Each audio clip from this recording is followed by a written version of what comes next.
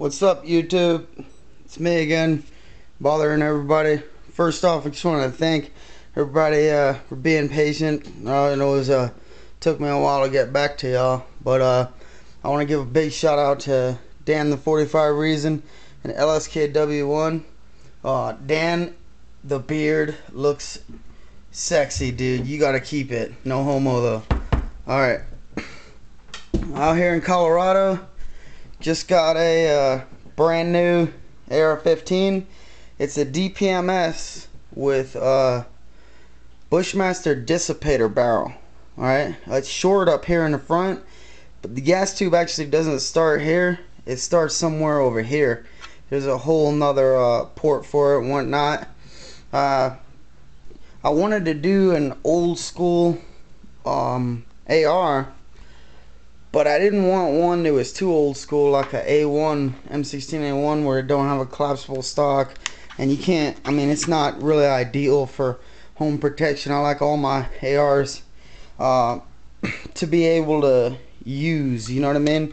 So I thought, I was watching Black Hawk Down, and I thought this is a perfect idea of a retro AR, because it can still be used to fight. I got a 68 up here on the carry handle. It's a Leupold mount, and just a Burris mount there, but it works real well. Cool thing about the Leupold mount and the fixed carrying handle is you can there's a hole right through the mount, and you can still use your iron sights. But the cool thing also is this 68, you can't really see that front sight post, right? So that's out of the way. But if mud gets on here, or you know, it breaks or whatever, batteries die, you can just drop down, look right through, and use your iron sights. I just sighted this in. I love it. Works real good. It's putting rounds on top of rounds with irons, and also with the 68. Only bad thing is, you know, of course, you can't co-witness too well your red dot with your iron sights, because you can't look through with your irons. But what I did is I just looked through, hold the irons on target, and then slowly bring my head up to see where the red dot was off.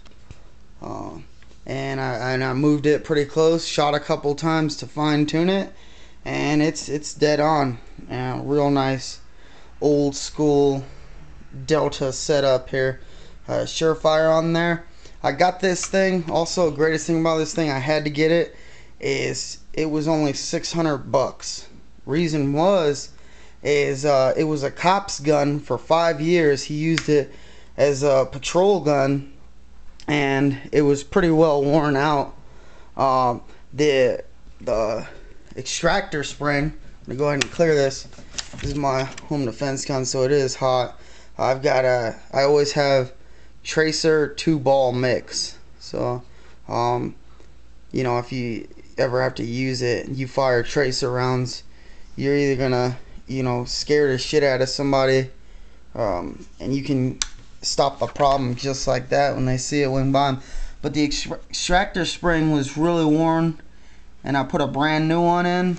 Also, the firing pin retainer pin was bent real bad, and I think what happened was the cop might have put his extractor, I mean his firing pin retainer pin in first, and then put in his firing pin by accident, and was cocking it and doing a function check when slamming the hammer into the firing pin, which was slamming it into the retainer pin. So when I pulled that firing pin retainer pin out, it was so bent I could barely get it back in. So I put a brand new one in, and it's fine. I gave it the cruise cleaning. It was dirtier than any AR I've ever seen.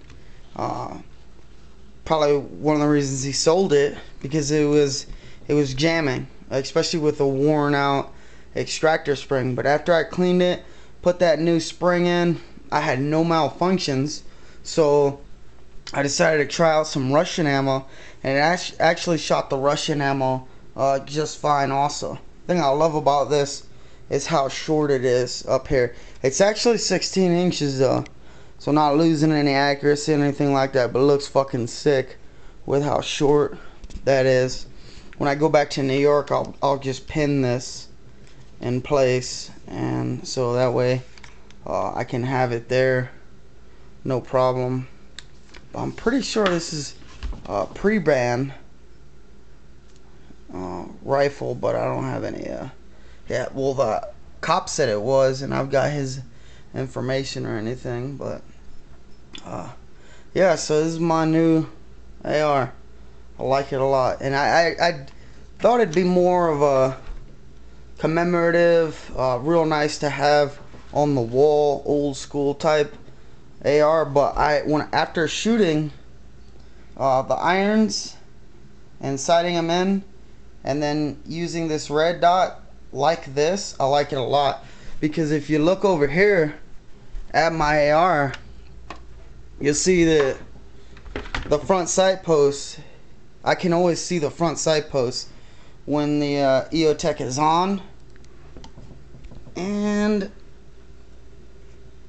I guess I'm a little spoiled now after shooting this one. I like not being able to see that front sight post. It's fine, it don't make a difference really. I've shot so long with them like that, but I really like it. It's fast as hell. You know, if you ever need to use your irons, you don't have to click and click, or, you know, pop them up. They're just right there. You just look down and you're good to go as far as that goes. Tracer rounds out here are actually really easy to come across. The gun laws out here in Colorado are real nice. Like the view of the mountains. Real nice view of the mountains here everywhere you go. I also finally got to get this thing good to go. I had always been trying to mount a scope on here, and I put a cheap scope and do whatever. It never really was able to sight in. Or this is an 8mm Mauser. It was my uncle's. He died, and my father, because they can't have guns in New York City, he gave it to me. Well, I took it to a gunsmith. The hole up front was so big that it was gonna wiggle regardless. You couldn't really get a screw in there. He redid the hole with new threads and put a bigger Allen screw in there and some real nice Burris mounts. I put a Leupold scope on it because I need something that can handle the zero, and I know you're probably thinking, man, that costs you a fortune, but it's only 180 bucks. It's the lowest end Leupold, but I trust Leupold from experiences in Afghanistan. All the long guns have Leupold scopes on them, and it works awesome. It's sighted in now and it's ready to hunt. I want to shoot elk with it, and 8mm will do the trick. So, you know, I didn't want this rifle to go to shit just because I couldn't use it. Well, I'm up on time. It's good to be back, and let me know what you guys think. Later.